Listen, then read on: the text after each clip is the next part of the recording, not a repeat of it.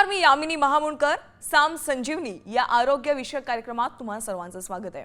बघा, आजच्या धावपळीच्या जीवनशैलीत आणि बदलत्या आहार पद्धतीमुळे पचन संस्थेशी संबंधित आजार मोठ्या प्रमाणात वाढत आहेत.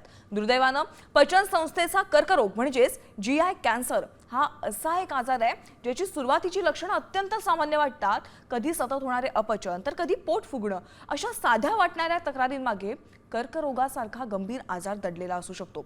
बऱ्याचदा लक्षणे स्पष्ट होईपर्यंत हा आजार पुढच्या टप्प्यात पोहोचलेला असतो आणि म्हणूनच याचं गांभीर्य समजून घेणं आणि योग्य वेळी तज्ञांचा सल्ला घेणं अत्यंत गरजेचं आहे. त्यामुळे आज या विषयावर सखोल मार्गदर्शन करण्यासाठी आपल्या सोबत आहेत 10 वर्षांहून अधिक अनुभव असलेले नामवंत तज्ञ डॉक्टर राजेश शिंदे. सर, मनापासून स्वागत आहे. नमस्कार. नमस्कार. प्रेक्षक, डॉक्टर राजेश शिंदे हे संचालक जीआय HPB कोलोरेक्टल आणि थोरॅसिस surgical oncology Apollo hospitals Navi Mumbai येथे कार्यरत आहेत आणि त्यांनी MBBS, MS आणि MCH या पदव्या संपादन केलेल्या आहेत. ते कर्करोगाच्या जटिल शस्त्रक्रियांचे तज्ज्ञ आहेत.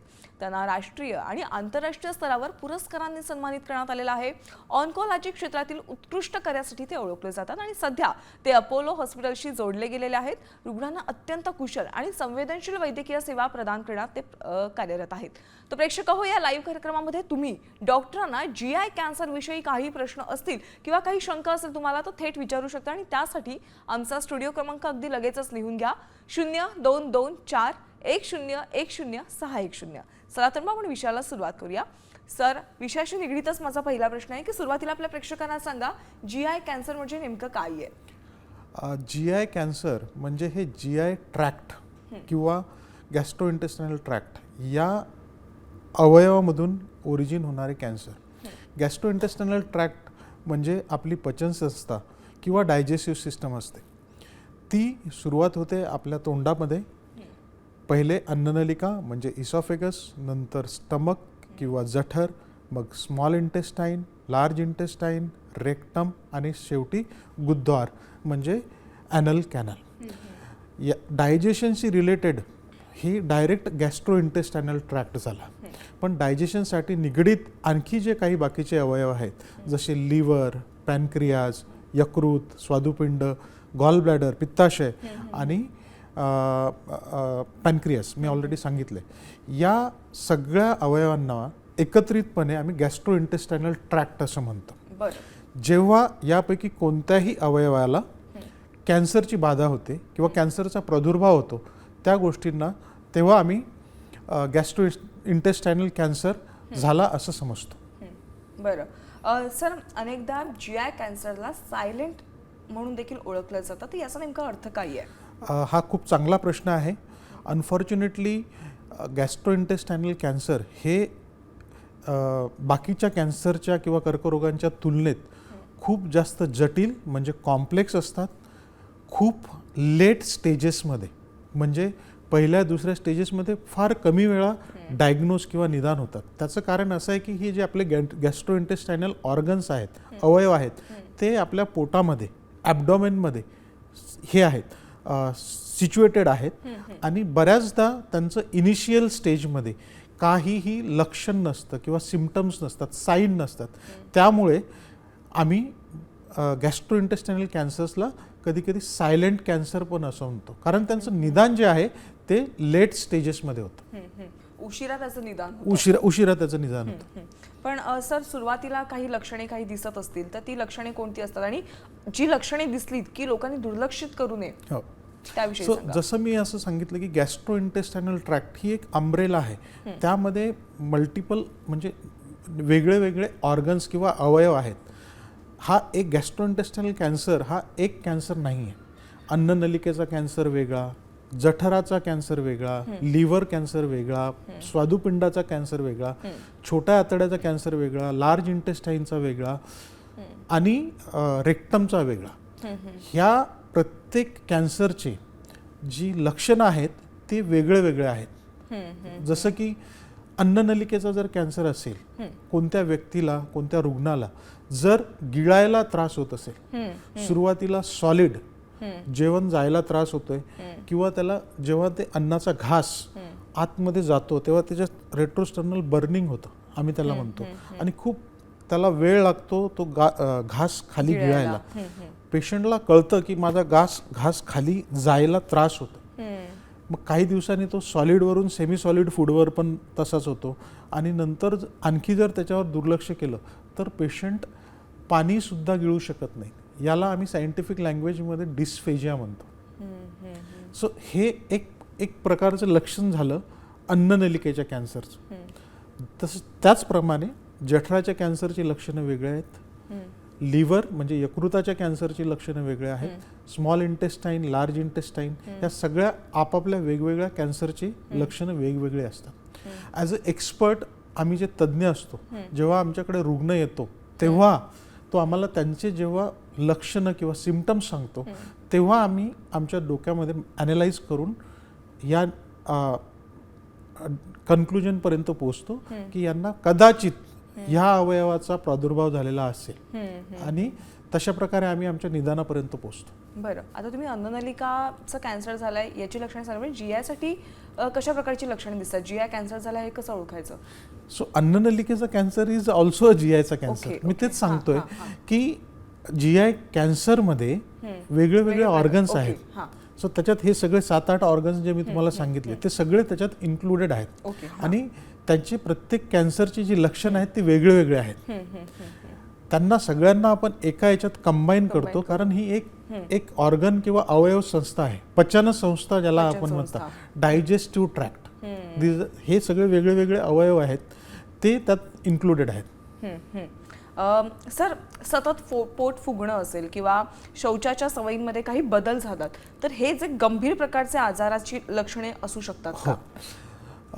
जर कुणाला पोट साफ होत नसेल, नेहमी पोट फुगल्यासारखं आणि भरल्यासारखं वाटत असेल आणि जर त्यांच्या संडासला म्हणजे परसाकडे जायच्या सवयीमध्ये जर काही चेंज होत असेल, त्यांचं जे कन्स्टिपेशन आहे ते जर वाढत असेल किंवा पोट साफ न होता एकदम बारीक रिबनसारखं जर मोशन परसाकडे होत असेल तर यांना आम्ही लार्ज इंटेस्टाईन किंवा मोठ्या आतड्याच्या कॅन्सरची लक्षणं असू शकतात.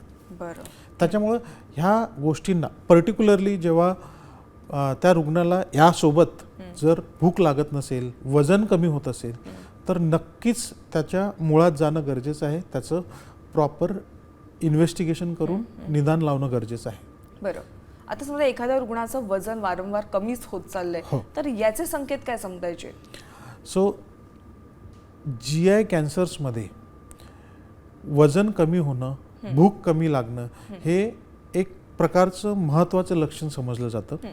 जेव्हा कोणत्याही रुग्णाला अनइंटेन्शनल असा वेट लॉस होतो, म्हणजे कोणता व्यक्ती डायटिंग करत नाही आहे, कोणती व्यक्ती एक्झरसाइज करत नाही आहे, पण तरीही काहीही न करता त्याचं जर वजन झपाट्याने कमी होत असेल, आम्ही त्याला असं म्हणतो की जर 6 महिन्याच्या आत तुमचं 10% पेक्षा वजन कमी झालं असेल, म्हणजे जर तुमचं वजन आता 100 किलो आहे पण 6 महिन्यात ते 10 किलोनी कमी झालं आणि तुम्ही 90 वर आलात, याला आम्ही सिग्निफिकंट अनइंटेन्शनल वेट लॉस असं म्हणतो. आणि तो वेट लॉस डेफिनेटली कारण असू शकतो कोणत्या तरी GI ऑर्गन कॅन्सरचं निदान होण्यासाठी. बरं सर, एखाद्या रुग्णाला किंवा सर्वसामान्य माणसाला सतत थकवा जाणवत असेल तर ही लक्षणं देखील कॅन्सरच्या संबंधित असू शकतात का? हो, जर कोणत्या व्यक्तीला थकवा जाणवत असेल तर मग आपणास त्याचं हिमोग्लोबिन चेक करायला पाहिजे. हिमोग्लोबिन जर कमी असेल पर्टिक्युलरली माणसांमध्ये, पुरुषांमध्ये, तर डेफिनेटली हे GI कॅन्सरचं लक्षण असू शकतं. बराच वेळा मोठ्या आतड्याच्या राईट साईडच्या मोठ्या आतड्याच्या कॅन्सरला संडासातून किंवा लॅट्रिनमधून, स्टूल्समधून एक थोडा रक्तस्राव होत असतो. त्याच्यामुळे त्या व्यक्तीचं हिमोग्लोबिन जे कमी होऊन जातं. माणसांना ते एकदम कमी प्रमाणात रक्तस्राव होत असल्यामुळे लक्षात येत नाही की आपला हिमोग्लोबिन कमी झालाय आणि त्यामुळे त्यांचं थकवा किंवा अशक्तपणा हे असू शकतं. बरं. त्याच्यामुळे जर पर्टिक्युलरली जर पुरुषांमध्ये जर कुणाचं हिमोग्लोबिन कमी असेल, ॲनेमिया असेल आणि त्यांना थकवा जाणवत असेल तर हे मोठ्या आतड्याचं किंवा कोलोरेक्टल कॅन्सरचं एक महत्त्वपूर्ण निदान असू शकतं. सर समजा विष्ठेतून एखाद्याला रक्तस्राव होत असेल किंवा विष्ठा काळपट प्रकारची होत असेल तर हे किती गंभीर प्रकारचं लक्षणे आहेत? सो विष्ठेतून रक्तस्राव होणे किंवा काळी विष्ठा होणे याला आम्ही ब्लिडिंग पर रेक्टम किंवा ब्लिडिंग PR असं म्हणतो. हे बऱ्यापैकी एक कॉमन किंवा सामान्य असं लक्षण आहे. पण जर कोणाला विष्ठेतून रक्त जर जात असेल तर त्याला कॅन्सर आहेच का हे सांगणं फार कठीण आहे. बरोबर. कॅन्सरपेक्षा जे आणखी कॉमन सामान्य आजार आहेत जसं मूळव्याध, भगंदर, पाईल्स, कोलायटिस या सगळ्या आजारांमध्ये सुद्धा विष्ठेतून रक्त जायची लक्षणं असू शकतात.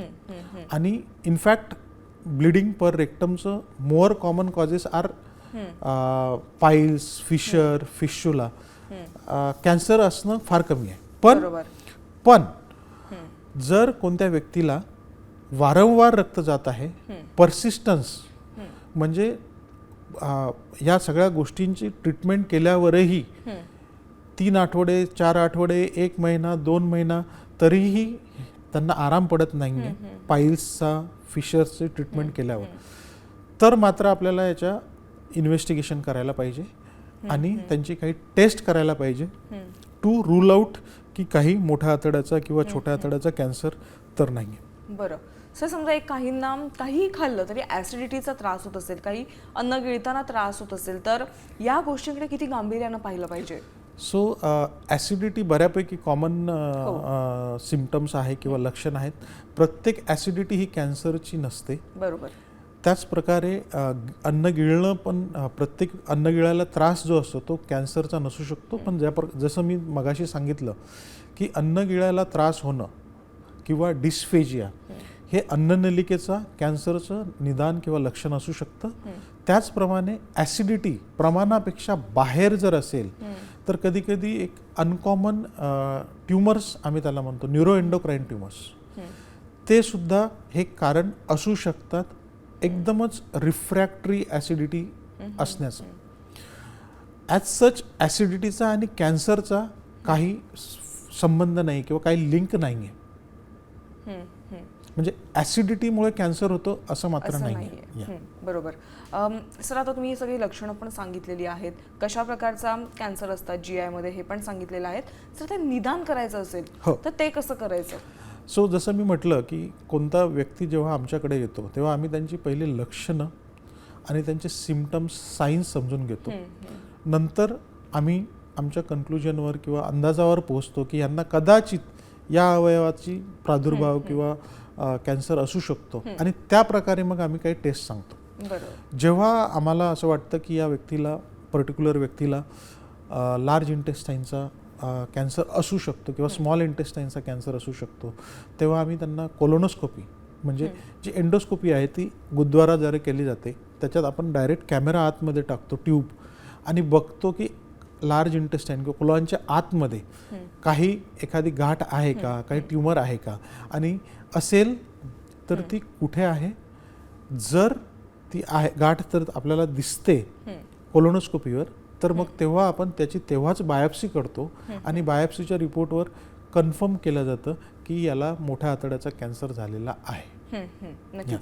सर, आपल्याला प्रेक्षकांमधून कॉल आलेला आहे. नंदुरबारवरून माधवराव पाटील यांनी कॉल केलाय.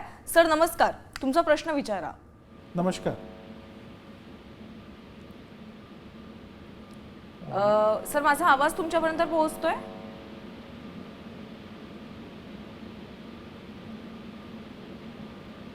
बरं, काही तांत्रिक अडचणीमुळे आपला आवाज त्यांच्यापर्यंत पोहोचत नाहीये. तोपर्यंत तुम्ही सर मला याविषयी सांगा की निदान कशा पद्धतीने करायचं. तर तुम्ही स्मॉल इंटेस्टाईन आणि लार्ज इंटेस्टाईन विषयी सांगितलं. हो. सो एक एंडोस्कोपी, जी कोलोनोस्कोपी म्हणजे जी कोलॉनसाठी केली जाते, एंडोस्कोपी ती अन्ननलिका म्हणजे इसोफेगस आणि स्टमकसाठी केली जाते, आणि स्मॉल इंटेस्टाईनचा जो फर्स्ट पार्ट असतो, आधीचा सुरुवातीचा पार्ट, तर त्याच्यासाठी आपण ते कॅमेरा टाकून दुर्बिणीद्वारे तपासणी करतो आणि जर तिथे आपल्याला काही ट्यूमर दिसला तर तिथून आपण बायोप्सी घेतो.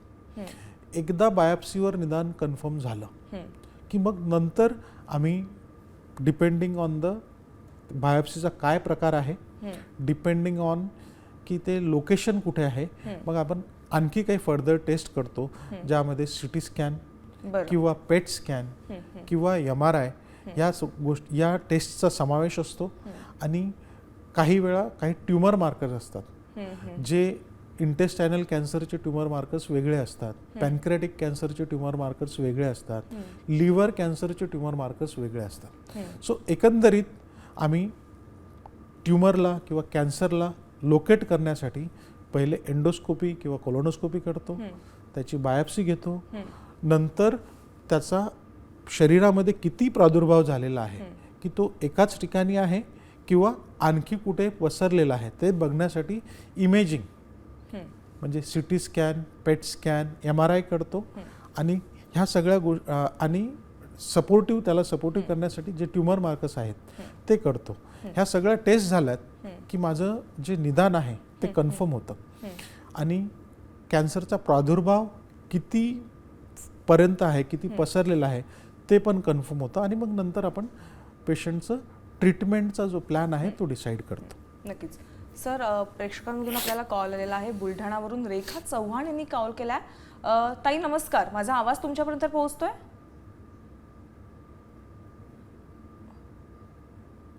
माझा आवाज तुमच्यापर्यंत येतोय का रेखाताई? बरं, काही पुन्हा एकदा तांत्रिक अडचण येते आहे. कृपया मी प्रेक्षकांना सांगेन, तुम्ही कॉल केला तर थेट डॉक्टरांना तुम्ही प्रश्न विचारू शकता. आज आपला विषय आहे GI कर्करोग. त्या संदर्भात काही तुम्हाला शंका असेल तर नक्की कॉल करा. पुन्हा एकदा आपण चर्चेकडेच वळूयात. सर, आता मला बरं, आपण पुन्हा एकदा सुनीता यांच्या कॉलकडे वळूयात. सुनीताजी, माझा आवाज तुमच्यापर्यंत पोहोचतोय? हो मॅडम. हा मॅडम, तुमचा आवाज पोहोचतो माझ्याकडे. ताई, तुमचा प्रश्न काय आहे? माझा प्रश्न आहे सर, मॅडम माझ्या आईला कॅन्सर आहे. बरं, कशा प्रकारचं कॅन्सर आहे ताई? माझ्या आईला कॅन्सर आहे आणि सरांना सांगा की नेहमी समजा निब्बर वस्तू हे खाण्यात आली की पोट दुखायला, पोटाचा आजार आहे, पिशवीचा आजार आहे. कसल्या पिशवीचा आजार आहे मॅडम?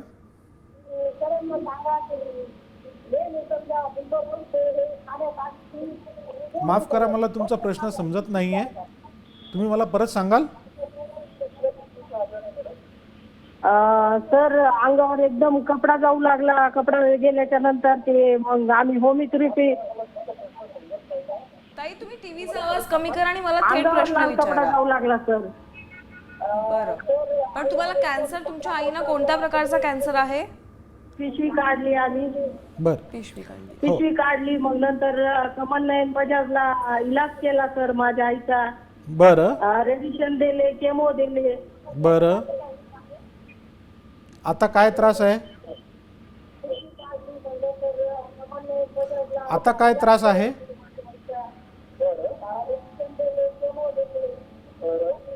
पण आता निब्बर वस्तू जराशी खाण्यात आली की, आता जराशी निब्बर वस्तू खाण्यात आली, हे आली की सर पोट दुखते भयानक.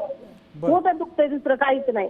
बरं, मला असं वाटतं आता तुम्ही जी मला इन्फॉर्मेशन दिली त्यानुसार तुमच्या आईला गर्भाशयाचा कॅन्सर असावा.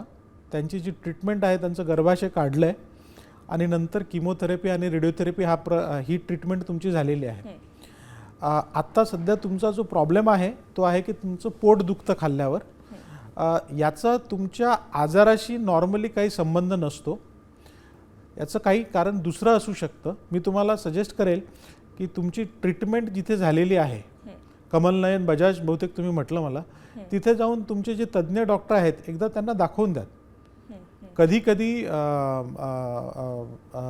रेडिएशनमुळे पोटांमध्ये आतड्यावर सूज येते आणि त्याच्यामुळे हे पोटात दुखण्याचं कारण असू शकतं. मी असं म्हणत नाही आहे की ते त्याच्यामुळे दुखतंय, पण त्या सूजमुळे असू शकतं. तर बरं होईल की जर तुम्ही त्यांच्याकडे गेलात आणि त्यांना एकदा दाखवलं आणि तुमचे लक्षणं जे आहेत ते जर त्यांना सांगितले तर ते काहीतरी ट्रीटमेंट करू शकतील. बरोबर. सर, आपल्याला अहिल्यानगरमधून पुढील कॉल येतोय. शंकर जाधव यांनी कॉल केलाय. सर नमस्कार, माझा आवाज तुमच्यापर्यंत पोहोचतोय? हो मॅडम, सर, पोहोचतोय ना. तुमचा प्रश्न थेट विचारा. हा सर, ऐका ना, नमस्कार, माझ्या बोला. आईला आहे ना ॲबॅलोप्लास्टी ॲनिमिया म्हणून सांगितलंय. बरं. हा, आणि तिला आहे ना दर 6 महिन्याला साधारणपणे 1-2 ब्लड बॅग द्यावं लागतात. बरं. पण मग त्यानंतर आम्ही बोन मॅरोचे टेस्ट केल्या होत्या. बरं. पण मग बोन मॅरो मध्ये म्हणजे बाकीचं कॅन्सर वगैरे काही असं म्हणजे निदान झालं नाही बुवा. ओके. पण मग HB कंटिन्युअस कमी होत असतो. सर तुम्ही जे मला सांगितलं अप्लास्टिक ॲनिमिया हा एक आजार असा आहे, याला कॅन्सर असं म्हणू शकत नाही, तर आम्ही याला हिमॅटोलिम्फॉइड डिसऑर्डर असं म्हणतो. यामध्ये होतं काय की रुग्णाच्या किंवा पेशंटच्या शरीरात रक्त तयार होत नाही किंवा रक्त प्रमाण करण्याचं तयार होण्याचं जे प्रमाण असतं ते कमी असतं. त्यात घाबरण्याची गरज नाही आहे. जर तुम्हाला 6 महिन्यातून एकदा ब्लड द्यायची जर गरज पडत असेल तर मला असं वाटतं की ते एवढं सिरियस किंवा सिव्हिअर नाही आहे. बरं, तर माझ्या मते तुमच्या या उत्तरातनं त्यांच्या प्रश्नाचं निरसन नक्कीच झालेलं असेल. सर मला सांगा, आपण GI कॅन्सरकडे पुन्हा एकदा वळूयात. GI कॅन्सरच्या ट्रीटमेंटचं स्वरूप कसं असतं? कोणत्याही कॅन्सरसाठी फक्त GI नाही तर आपल्याकडे काही ट्रीटमेंट आहेत. त्या म्हणजे सर्जरी, किमोथेरपी आणि रेडिओथेरपी. सर्जरी ही कोणताही सॉलिड ऑर्गन ट्युमर्स किंवा GI कॅन्सर्स जेव्हाही सर्जरी पॉसिबल असते, ती जर आपण सर्जरी करू शकलो तर ती सगळ्यात बेस्ट ट्रीटमेंट असते. कारण आपण जो कॅन्सर पीडित किंवा कॅन्सर अफेक्टेड अवयव आहे तो पूर्णपणे बाहेर काढून टाकतो. तो कॅन्सरचा जो सोर्स आहे तो सोर्स कंट्रोल होऊन जातो. आणि त्याच्यानंतर जर बायोप्सीच्या रिपोर्टप्रमाणे जर असं वाटलं की हा कॅन्सर परत येण्याचे चान्सेस असतात तर तेव्हा आपण मग त्यांना किमोथेरपी किंवा रेडिओथेरपी ह्या ट्रीटमेंटनी पुश करतो किंवा सपोर्ट करतो. सर्जरी म्हणजे शस्त्रक्रिया, त्यामध्ये तुम्ही अफेक्टेड ऑर्गन काढून टाकणार. किमोथेरपी म्हणजे हे इंजेक्शन किंवा टॅबलेट फॉर्मचे मेडिसिन्स असतात जे तुमच्या रक्तवाहिन्याद्वारे किंवा टॅबलेटनी दिले जातात. नॉर्मली हे सर्जरी नंतर आजार परत न यावा याच्यासाठी दिल्या जातात, किंवा जेव्हा सर्जरी पॉसिबल नाही आहे किंवा डायरेक्ट म्हणजे अपफ्रंट सर्जरी करता येत नाही तर कॅन्सरला किंवा ट्युमरला छोटं करण्यासाठी त्याला आम्ही न्यूअडज्युवंट किमोथेरपी म्हणतो. जेव्हा आम्ही सर्जरीच्या नंतर देतो त्याला आम्ही ॲडज्युवंट किमोथेरपी म्हणतो. ॲडज्युवंट किमोथेरपी जी असते ती आपण आजार परत न यावा यासाठी देतो. जेव्हा आजार हा जास्त फैललेला असतो म्हणजे स्टेज 4 मध्ये असतो, जेव्हा क्युअर पॉसिबल नाही, तेव्हा आम्ही आजाराला कंट्रोलमध्ये ठेवण्यासाठी किंवा पेशंटला त्रास कमी करण्यासाठी जी किमोथेरपी देतो त्याला आम्ही पॅलिएटिव्ह किमोथेरपी म्हणतो. किमोथेरपीमध्ये आजकाल बरेच ॲडव्हान्सेस झाले आहेत. तुम्ही ऐकलं असेल कदाचित टार्गेटेड थेरपी, इम्युनोथेरपी. एक प्रकारे जर बघितलं तर targeted therapy, immunotherapy, hormonal therapy ह्या सगळ्या किमोथेरपीच्याच ब्रांचेस आहेत किंवा रिसेंट ॲडव्हान्सेस आहेत.